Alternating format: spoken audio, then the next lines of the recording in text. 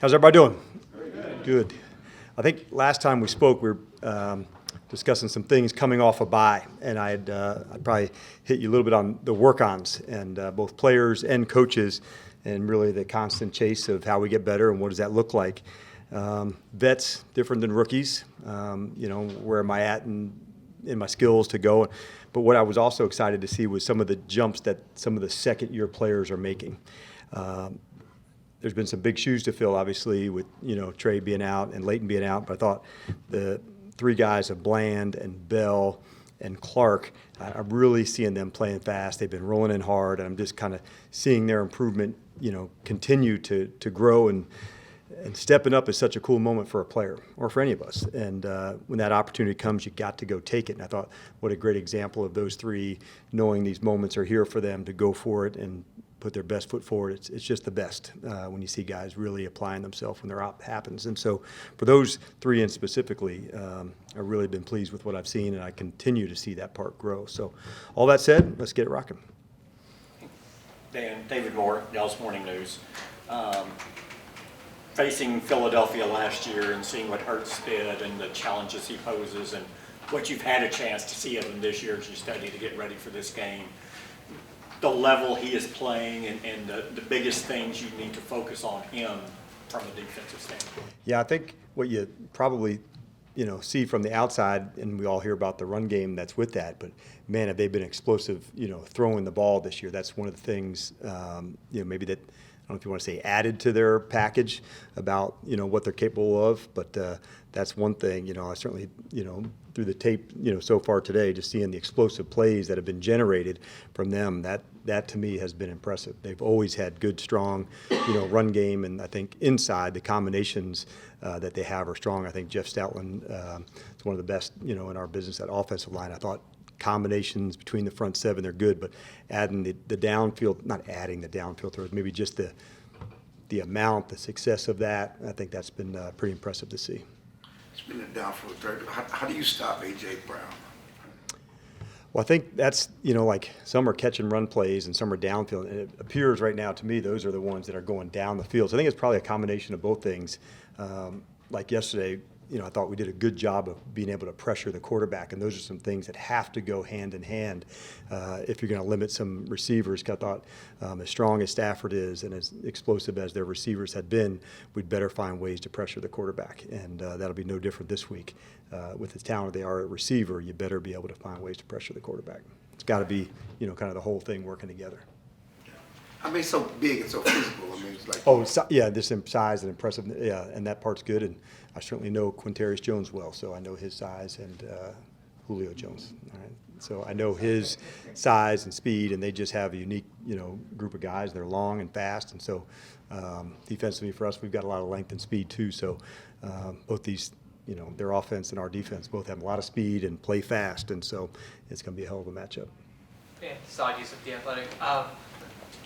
Jalen Hurts, I believe, is second in the NFL in turnovers this year with 11. I think he has 8 interceptions. As a defense coordinator going into a game like that, when you see a player that is kind of, having that kind of season, what is the mindset? I think the first thing you have to look at is say, when did they happen and how did they happen? Like when you see one that, is a tip ball that goes into the D lineman, you don't think, okay, he's making bad decisions. It was just a bad luck play. And so I think when you're bold and you're a strong quarterback like he is, you're going to go and take your shots and be aggressive because of the playmaking ability of the guys. I think the first thing you look for is to say, was there any special circumstances that caused it, and if there is, then you try to say, okay, how do we, create that? But in this case, not all of them are, ones that, that was a bad decision or a bad throw. I think he's capable of, making all the throws all over the place. So you should have some confidence in the ability to do that. And after the San Francisco game, Mike said that the defense was the identity of this team, and yesterday, again, Duran's interception kind of flips the game. How much do you kind of hang your hat on that and kind of take pride in that being the fact of this team?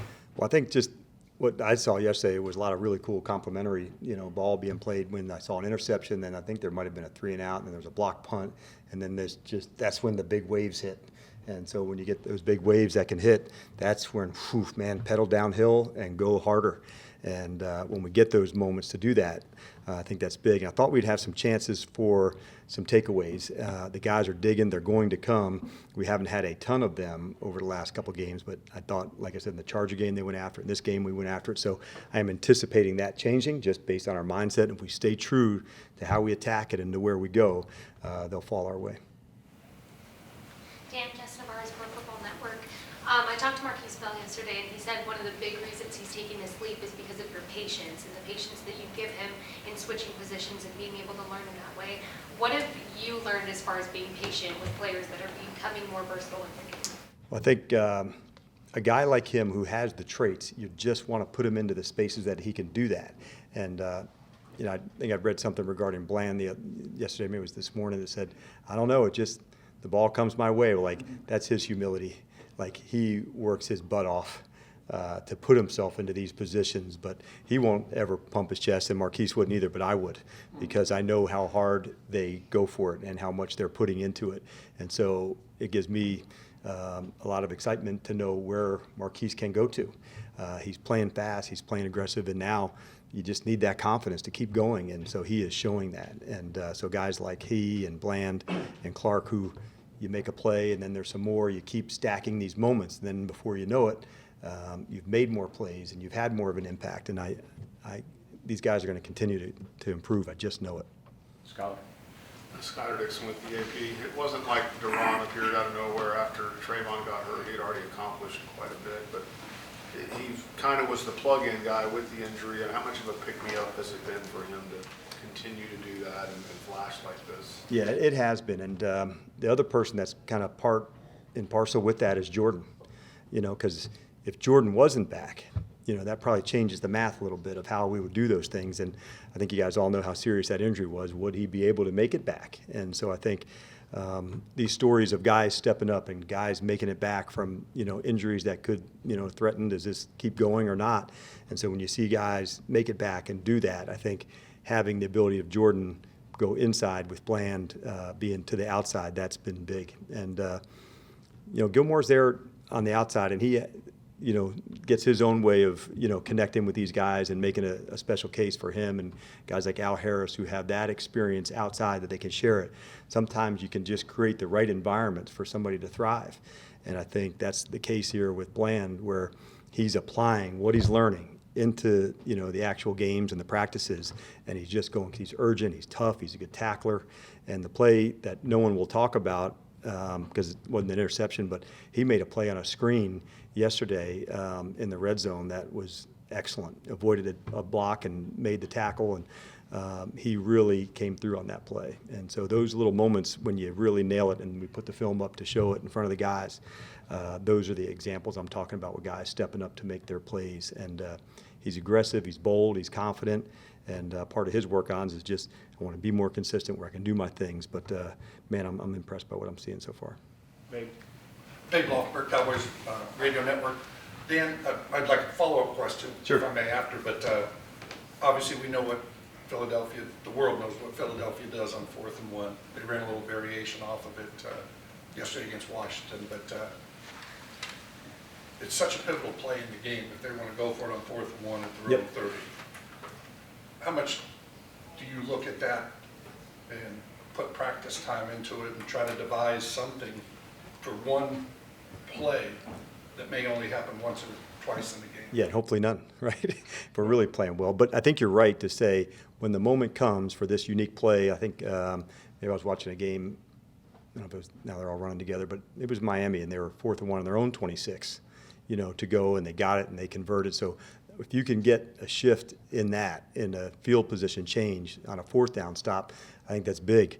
And as far as them using that, you know, on their own territory, on 3rd down and 1s and 4th and 1s, and having the variations off of that, yeah, that's for sure. Like all things, it takes, you know, special time and coaching, but because, you know, somebody is excellent at something, you want to make sure that you're playing to your strength just like we are. And sometimes that doesn't mean doing the same exact thing. You know, like if you were in an MMA fight and you were really good stand-up and I was really good on the ground, we're like, I'm not going to stand up with you. So I'm going to make you fight the way I want to fight. And so for us, it won't be exactly what we've done or shown before. It'll be something that we'll have to do a little bit different. For clarification, if I'm in an MMA fight, I'm on the ground. Okay. I'm the guy in the back. But follow through. You know, everything comes and goes, obviously, in this league, and people figure things out. You know, bear defense was the rage, you don't see it anymore. And the Wildcat came in, nobody knew how to defend it, and now you don't see that anymore. So this 4th and 1 play, you're on the defensive side, you're a coordinator. How long is it going to take before somebody figures out how to stop, especially Philadelphia? Yeah, because they're the best at it, right? And so I think anytime somebody's the best at something, it'll take some, new thinking, some new ways to go about it to get the stop. And it's also hard to even gauge where the spot is, when you have, 22 guys all in, the space of about 7 yards, there's going to be, where's the spot and where's it go? But, like I said, it'll be a tough challenge, but one that we're definitely up for. Michael Gelkin, Dallas Morning News. Mazi had a stop on 2nd and 3 late in the 3rd quarter. Where are you seeing, how would you describe his level of progress, and where is that progress taking form?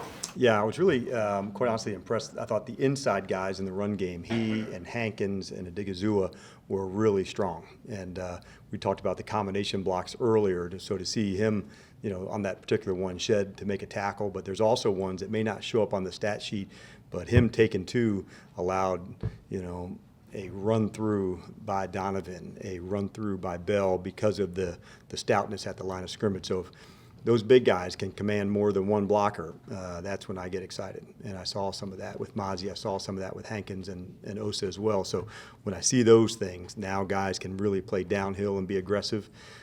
That's what I like to see. And I saw quite a bit of that from him and from Big Hank yesterday in that.